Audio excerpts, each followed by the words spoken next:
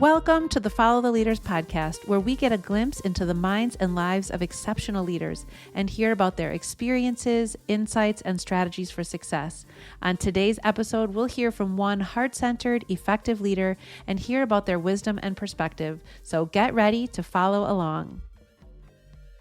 Welcome back to the show. One of my favorite parts of hosting this podcast is getting to meet other leaders here in my hometown of Madison, Wisconsin, whose work I see and admire, but haven't had the opportunity to connect with directly. And today's guest is one of those people. I am so honored to be talking with a woman who not only leads an organization that offers really valuable education experiences for professionals, but also is at the center of one of our most valuable community assets, the public library system. Today, I'm joined by Liz Boyd. Liz is the president of Social Media Breakfast Madison, a nonprofit, volunteer-run organization focused on social media education and professional industry networking. Liz is also the marketing specialist for Madison Public Library, where she manages the social media accounts, promotes library programs across platforms such as the website, email newsletters, press releases, and advertising, and she helps develop marketing strategy too. Congratulations on your success and your impact, Liz, and welcome to the podcast. Oh, thank you. Such a nice intro.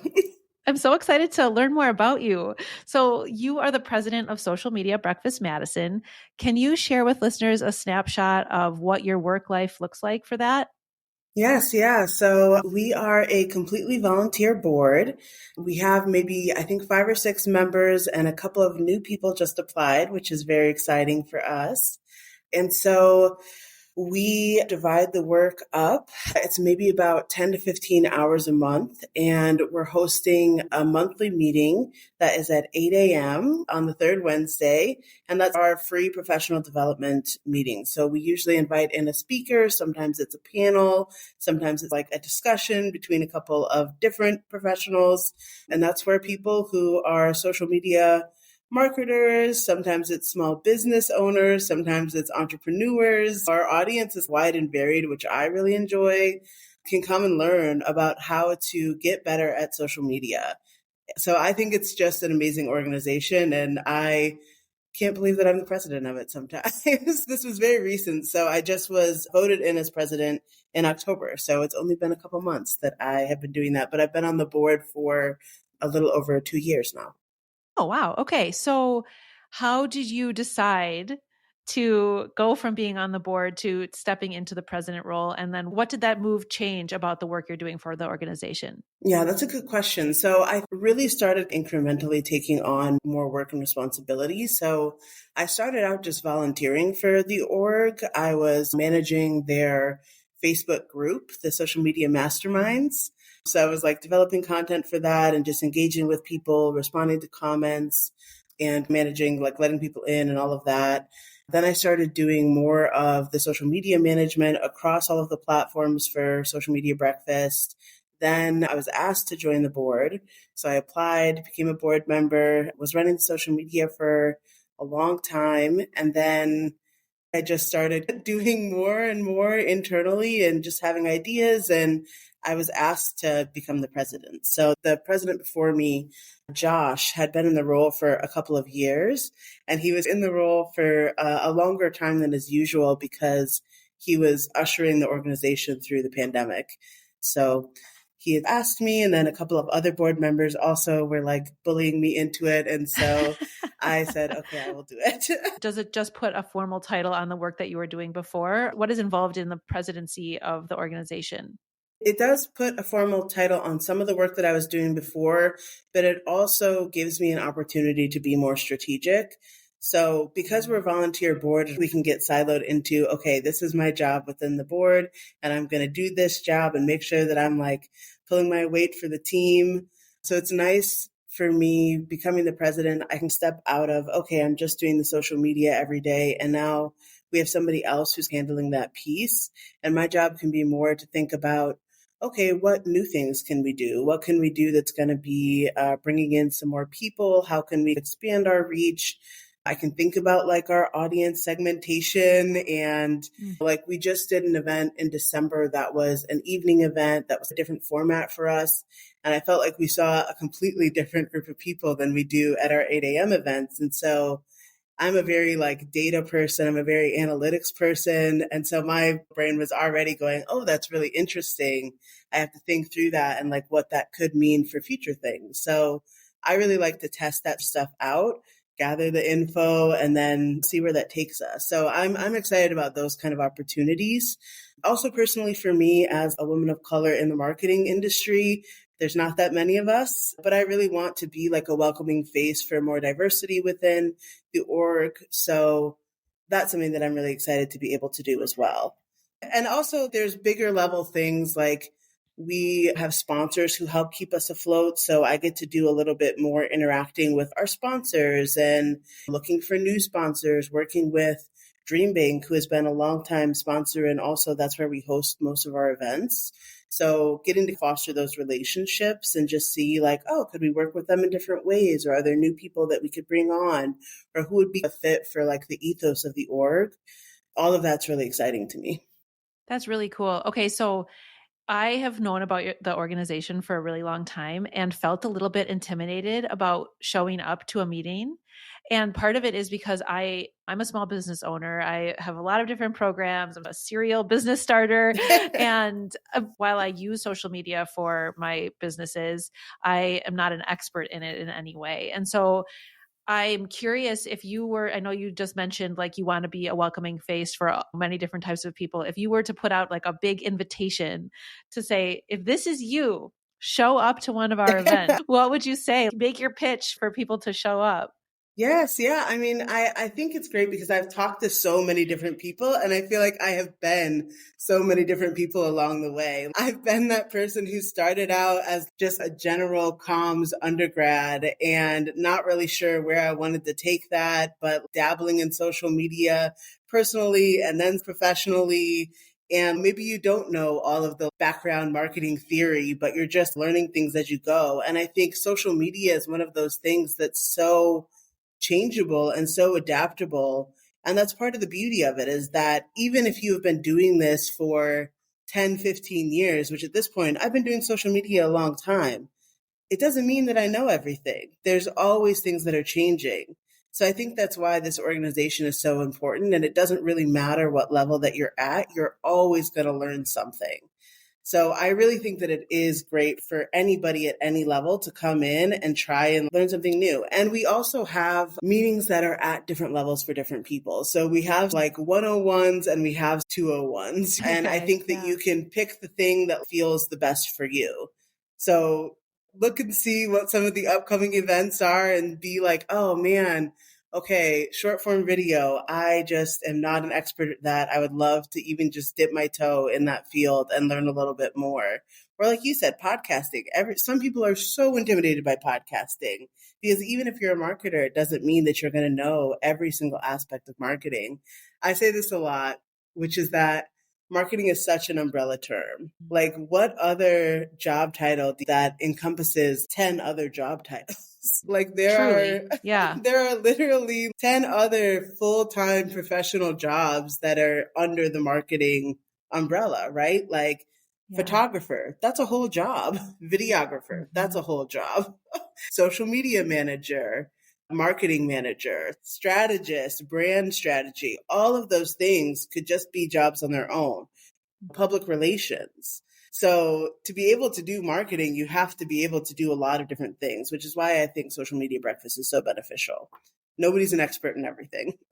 Okay, I love that. That's empowering and encouraging that it maybe won't be so intimidating to show up. It is so broad. And even if you feel like, okay, I have this great plan, even creating the graphics and even editing the short form video and all of those different pieces that you can have the idea, but the execution is so I love that. That's encouraging that nobody's an expert in everything. But if we were to handhold someone who's okay, I'm going to show up on the third Wednesday of the month, what should someone expect coming to an event? If they're coming alone, they're not in the inner clique of who probably comes to every meeting. What is it like when you show up? And then how do you work your way into feeling part of the crew? Yeah. Well, I think another thing that I really like about social media breakfast is the breakfast aspect, right? You get free coffee, you get a little food. So usually people start trickling in around 7:30 in the morning. So you have a short amount of time to start like getting a little food, getting a little coffee. You can have a gentle launch in. You have to check in. So usually it's me or another board member sitting at the table, being very welcoming, saying hello. We might ask you a question or two about what you do. I think there are a lot of opportunities for you to connect. And then there's also after the event. So you go, you learn all of these things, your brain is buzzing with all these ideas, and you're surrounded by other people who are also taking in all that new information. So you already have so many things to start a conversation about. And people are asking questions as well. So you could go and talk to somebody who's just asked a question that maybe you were thinking about. So I think that's a good way to softly ease your way in. Okay, I love it. Well, I'm going to come straight to you when I check in then. And then you can help me feel Please do. less new to. Okay. And all the listeners can also do the same. Liz Yes. is your person when you arrive. So You will I see love the it so smile. much. I will say hello. I promise. All right. So you'll have to head to our Instagram to see our reel about this. You can recognize not only Liz's voice, but also her face. I love Exactly. it. So, okay. So now not only do you do that, but you also hold an essential role at Madison Public Library, which if you don't live in Madison is really not just a library. It is really many, many library facilities that operate as one system. So Liz, can you tell us a bit about what your work is like with the library? Yes. Oh, the library, my true love. I love the library. So I'm gonna just immediately not really answer your question and go backwards. Great. When I was deciding to go back to school to get my master's, I was debating whether I wanted to go back to school for publishing or marketing. I had always had a dream that I wanted to work in the publishing industry and be an agent or an editor and get to work with books all day, but I was a little worried about where the publishing industry was going to go. And I was like, I don't really want to live in New York. Marketing has so many more opportunities. So I decided to go for marketing. And in the back of my mind, I was like, maybe one day I'll get lucky and I can do something that is related to marketing and also involves books. And so here I Oh, am living my actual dream, working for the oh, library, which also is this amazing heart of the community, right? I get to mhm. do so much beautiful storytelling because the people that I work with, the librarians, the library staff, literally down to maintenance folks, facilities folks, pages, every level of person who works at the library is so dedicated to what they're doing. And it's just a beautiful place to work. But people are always coming up with creative ideas and are always trying to help and give back to the community. So those are the stories that I get to tell. And I get to tell the stories in a lot of different ways. So obviously there's social media. I also do our email newsletters. We have like 20 plus email newsletters that go out.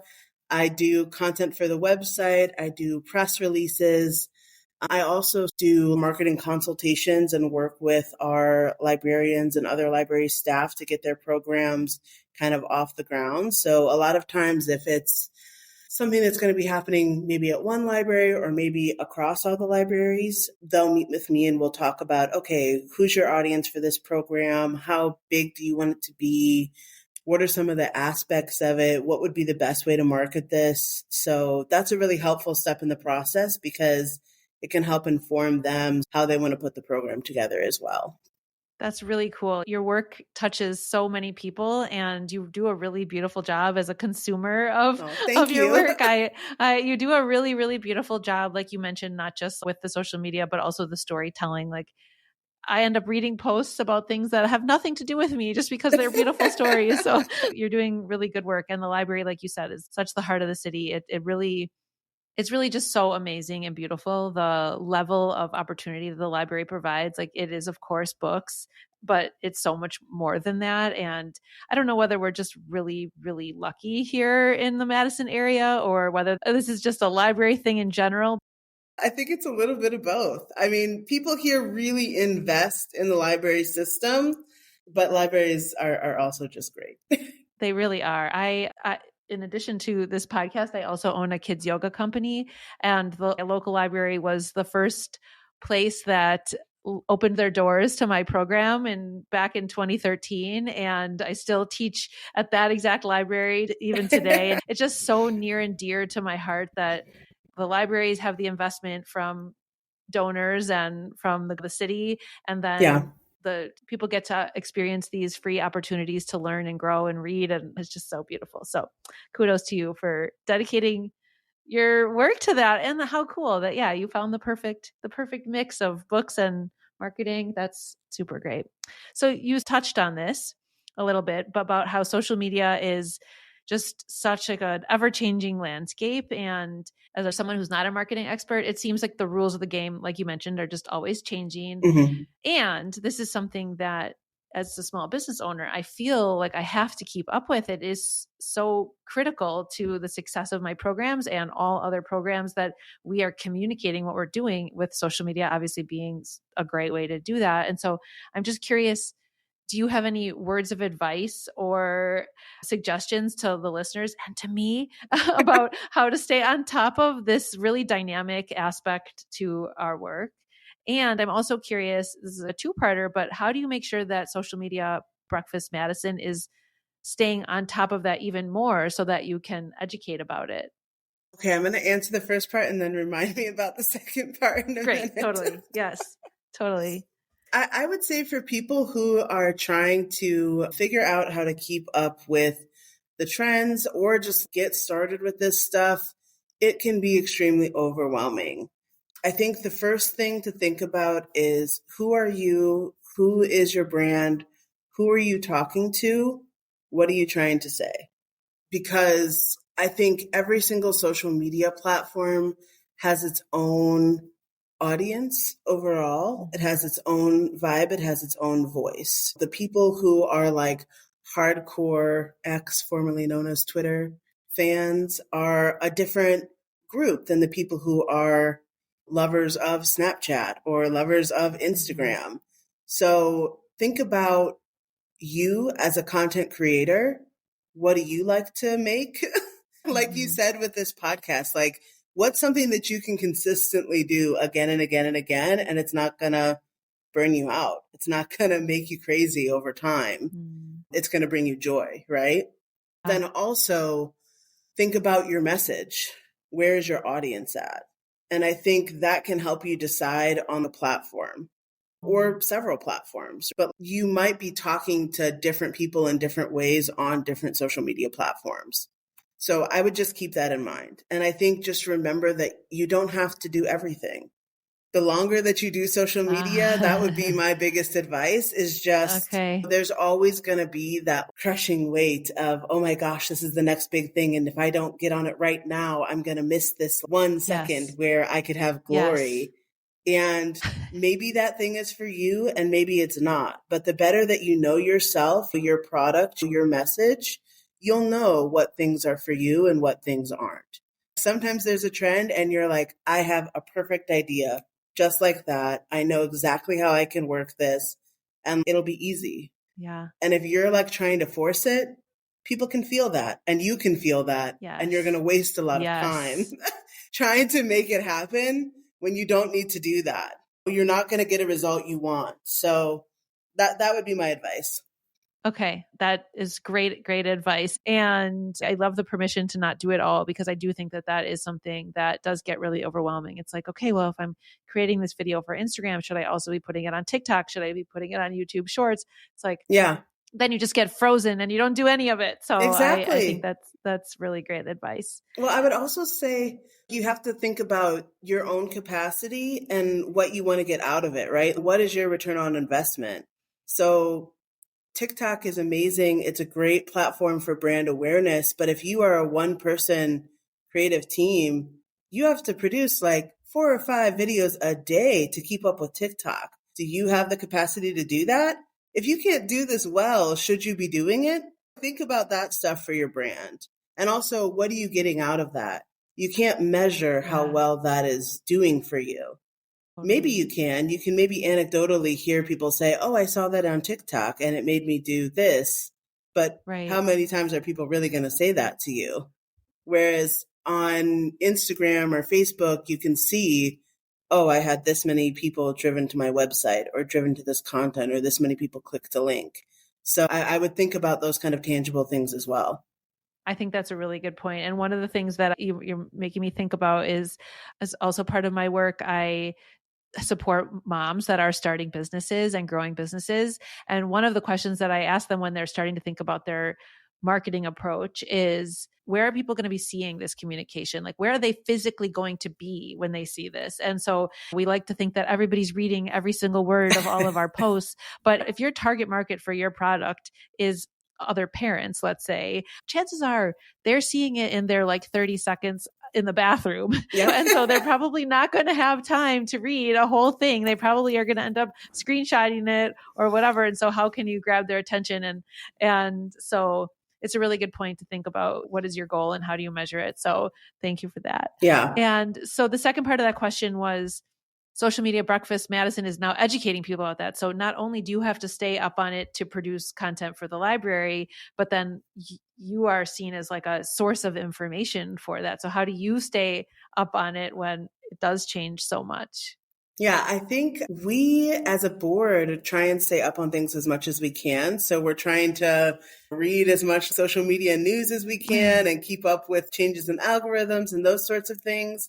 But we also don't want the focus to be on us as board members. We're relying on our community here in Madison, and especially with being able to do some hybrid type events, even further afield. So it really is about like the network here in Madison. We're trying to stay as local as we can, but it's a challenge as well because things move so fast. Mm-hmm. So with like AI, for example, we want to be able to have an expert come and speak about what is happening with AI, but we can only move as fast as the people here in Madison, our experts and the people in our network, are able to speak about these things. And we actually will have somebody coming to speak about AI in a couple of months. So we're excited about that. But it's like, it's great. I think we have an amazing network of marketers and social media people here locally that we can pull from and work with. But we're always looking for more people to come and speak. So if you think that you are up on things, apply. Well, we will definitely at the end, I'll gather all your contact information and we'll put everything in the show notes so people can nominate themselves to come and speak, and also, of course, to learn. So that makes total sense. This is a message for the moms out there who are intrigued with the idea of starting a business. Those of you who have had an idea floating around in your mind. I'm here to tell you that you can make entrepreneurship a reality in a way that fits into your family life. It really is possible with the right guidance. I'm Jamie Gale, founder of Boss Mama, and I have been exactly where you are. Over the past decade plus of owning a growing business that I love, along with a family that I love, I have learned important lessons and I'm sharing them with you. There are a few things that you need to know before you get started, and I've put together a free resource specifically for moms like you. You don't need to have all the answers right now, and you certainly don't have to do it alone. Click the link in our show notes to download the free guide and take the first steps towards making that carpool mileage brainstorm a thriving reality. Let's get the fire started in your business today. Grab your free guide in our show notes.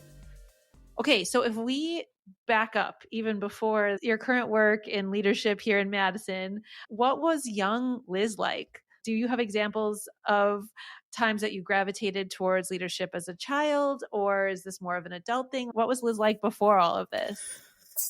I have always been a person who wants to get to know people. I think that is the type of leader that I am. I feel like I am somewhat of a reluctant leader. I was always really shy when I was younger, and I've grown out of that to a bit, but I'm not a spotlight person. I really like to be behind the scenes more. So I think that my path to leadership is really through making one-on-one connections, being able to listen to people and understand how people work, and just having a lot of empathy. I think that is what has gotten me into leadership positions, because I think that's a quality of leaders, is being able to know the people around you and understand other people's strengths.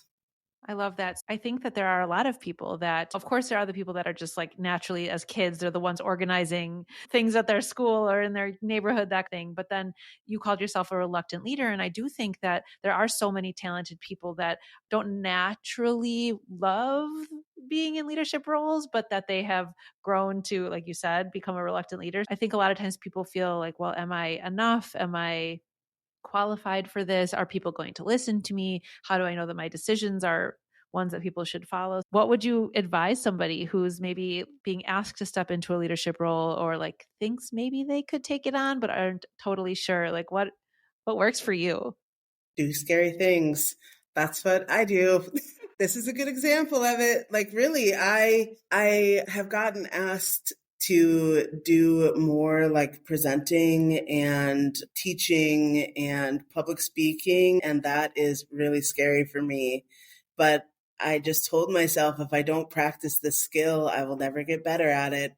And that is my logical brain speaking, but my emotional brain is scared. I think the more that I'm doing at it, the better that I'm getting at it. But it doesn't stop being scary. It's just something that I have to push through. So I don't know. Hashtag relatable. I feel you people.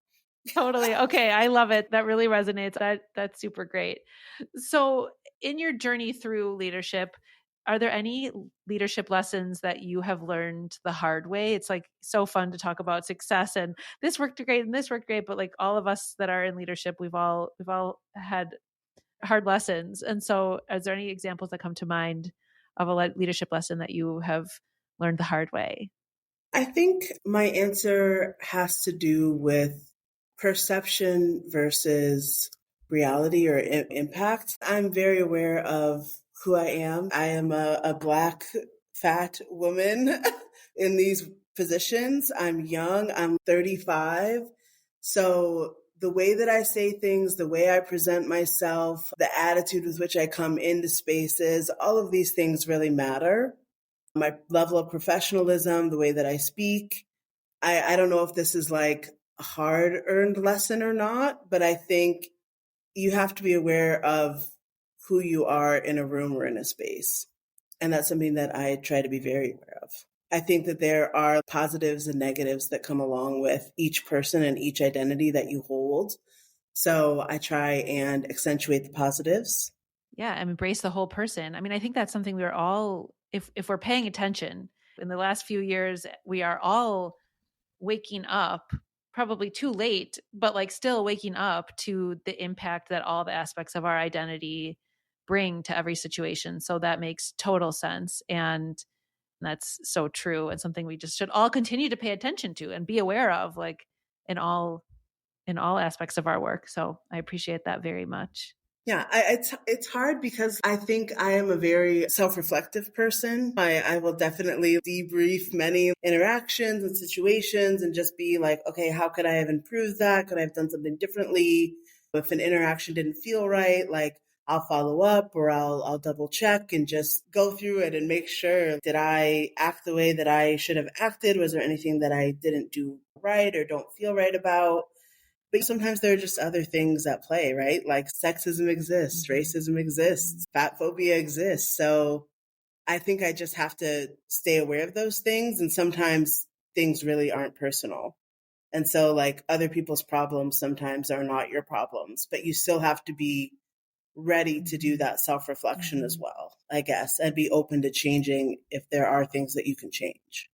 I feel like that's a really important leadership lesson. Super important because, and like you said, other people are coming in with their own biases, their own Right. backgrounds, their own identities, their own backstory, their own personal history, their own institutional history, everything. And so that's such an important lesson that, and like you said, like you mentioned that you're very self-reflective, you go over it in your head, but I almost feel like it's also a challenge for us to not just tell ourselves the version that went on in our own heads, but to like also zoom out and pretend you're a fly on the wall and look at like what's going on in the situation. I think that's a practice that Yeah. we're all tasked with doing right now. And especially as a white woman, like I need to be paying attention to this more than I ever, I've had the privilege of not needing to pay attention to this in many situations. And so that is something that I am and need to continue to be aware of and work on. And so it's not just what's happening in my own view of things and my own things, but also like what's up for everybody else in the room and how did that land with everybody else in the room, and how does something that I,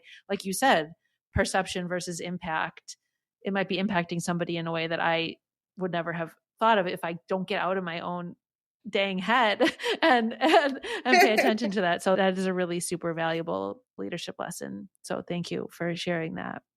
So I think a lot about the phrase, if I only knew then what I know now. And I know your presidency in this organization is fresh, but you've continued to be, like you said, bullied up into these bigger and bigger leadership positions.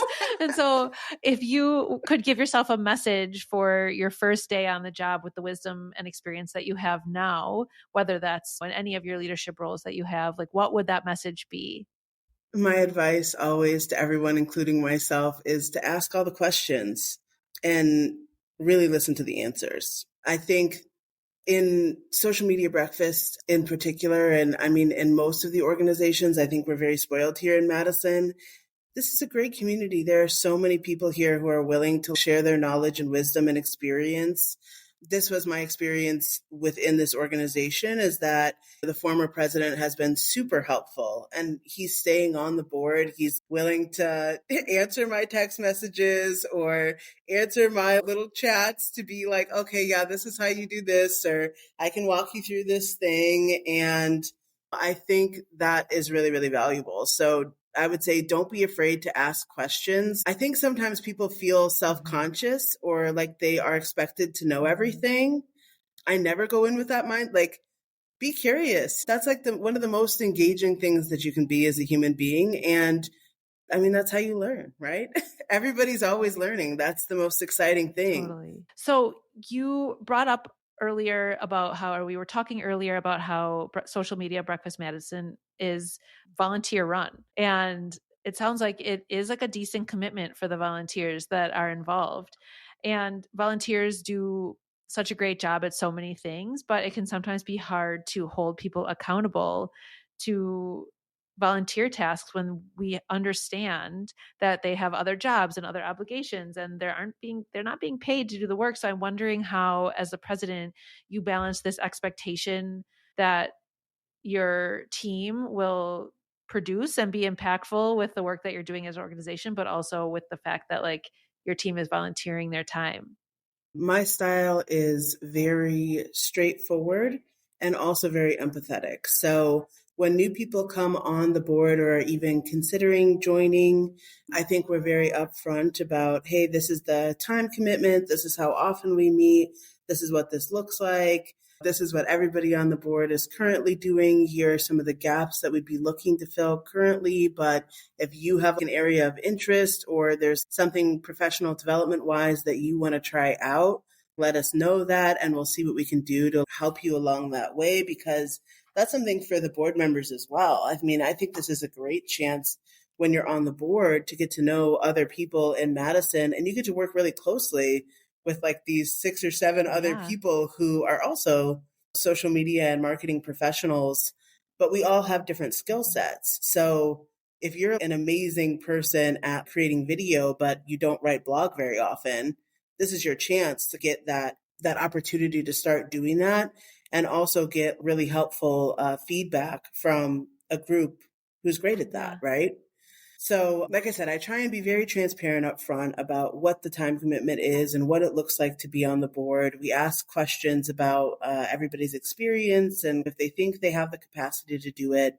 If they're like, yes, I do, and then that doesn't end up being the case, it's just a conversation. But I always think that, like you just were talking about, there's often additional context. I think not a lot of people are like, yeah, I really want to do this and I'm excited. And then they're like, just kidding, I've decided to screw everyone over for fun.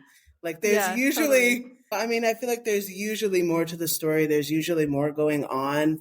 And I think we can all understand that. So if that's the case, I start by asking, is everything all right? Like, what if there's maybe something else happening? A few things seem to have fallen through the cracks. Again, we understand that this is volunteer, and if this isn't the time right now for you, that's all right. You could step back and come back later. It really is up to you how much time and energy you have for this. But I think because it's volunteer and people understand that, we usually get people who are very dedicated and interested in investing their time. So I think that's the other side of the coin of it being a volunteer thing. Yeah. It's no surprise to me that continue to be nudged into positions of leadership, because that is such a warm, heart-centered, but also you touched on, yeah, sometimes you have to have the hard conversation and there's usually some story behind it that can be worked through. So it's no surprise to me that you are continuing to grow into more and more positions of leadership, because that's such like a warm approach to managing people, and volunteer or not. And I just really admire that. And I think that's so often different than what we imagine the president of an organization has to be like. And so it's just really lovely to hear that that's your approach. And that's why Oh, you thank continue to be a you. magnet into these positions. So that is really, really great. It's very funny. I feel like people often are like, you can't say hard things nicely. Maybe that's just the Midwest in me, but I'm like, you can be nice and also say things that are Yeah. tough. It doesn't mean that like Right. Like you don't have to be angry you about don't it. still care Yes, about people. totally. I love it. It's so true. Okay, I have a few wrap up questions for you. Does anyone come to mind that you could shout out who really believed in your leadership skills and contributed to you being where you are, maybe even before you believed in it? Oh, yeah, definitely. So my boss right now at the library, Tana, is like the best boss I've ever had. She is incredible. She is the one who encouraged me to start attending social media breakfast, and just at every opportunity, she will send me things out of the blue to be like, this is such a good like opportunity for you. You should check Oh, this out. She's always looking out for me and for chances for me to grow. And I think that's so unique. And I'm just so grateful for that. I've never had a boss like that before. So that has been amazing. And then I would say my dad. He's one of the most inspiring people. He's a great, like, natural leader while also somehow being hilarious. And I mean, I think he has always just been very, very encouraging of me and has always believed in my leadership abilities before I did, for sure. well, shout out to both your boss and your dad. That's really, really special. All right. So I have a feeling that you have some great ideas on this because of just how many things you manage. But do you have a tool or strategy that you use for staying organized and effective, whether that's like tech or paper? Like, what systems do you go to stay organized across all your gajillions of everything that you're doing? I feel like I'm going to let you down. Somebody asked me this the other day, and I was like, I don't know. I have a good memory. And they were like, please don't say that. That's ridiculous. I really like calendars. I have my Outlook calendar. I do a lot of blocking times for, especially if I have to like schedule out a lot of social media. I do try and schedule social media in advance, but I try and do like a week at a time so that I can still stay really nimble if I have to change something or I need to put something in last second that's more timely. I have a very good social media Huh. calendar. So it's like super basic, but I can write out all my posts in advance, which I really appreciate. And that helps me balance all of my content, which I care a lot about, especially for the library, because we have like 3,000 events a month. And the whole of our social media could just be Yeah. events. But I like to make sure that we're doing a lot of that other storytelling and talking about the collection and talking about our services and building in all of these other elements. So being able to see everything laid out is really helpful for me. So do you just use like an online calendar for that, or do you have a favorite software, or did you just use your own system? It's like a calendar template in Google Sheets, I think, that I use. So, Cool. yeah. Awesome. That's great. I try and keep my emails very short. I try and keep under a certain amount of emails, and I leave my emails unread that are my to-dos. So that's my to-do list is unread emails. Otherwise, they're like gone from my life. Awesome. You that's very admirable, very admirable. I will not let you see my inboxes for all my programs. Yeah.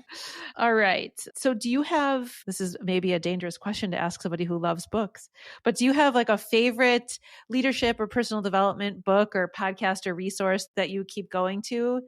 I do. It's hard because I don't feel like I think of myself as a leader. I told you I'm a reluctant Okay, leader, fair, so I'm fair. not reading a lot about this. I'm like listening to the Dark History podcast. So maybe that's just teaching me what not to do as a leader. Fair. Oh my gosh, that's fair.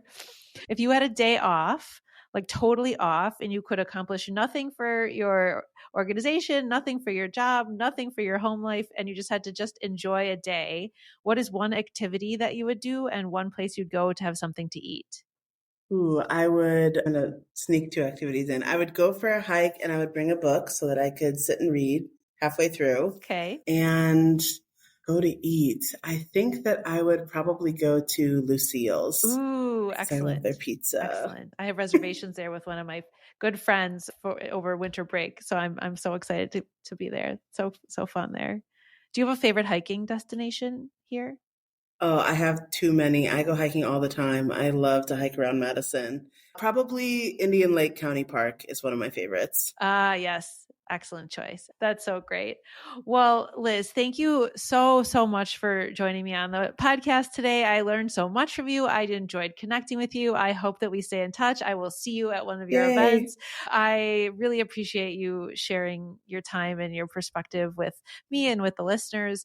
If people want to reach out to you or find out more about your work or come to an event, hit us with the socials. Where can people find you? Where can people learn about your program and get in touch with you?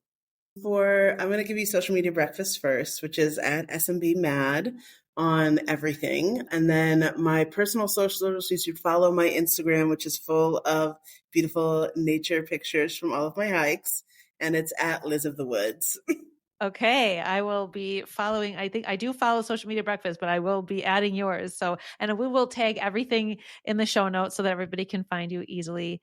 Thank you again. Thank you. It was a joy to talk to you. Thank you. I still can't believe you chose me, but I am very honored. And this was super fun. Thank you, Jamie. Oh, thank you so much. Follow the Leaders is produced by Lit Path Studios and music is by Shane Ivers. You can hear more about this show and all the other podcasts at Lit Path Studios by going to www.litpathstudios.com.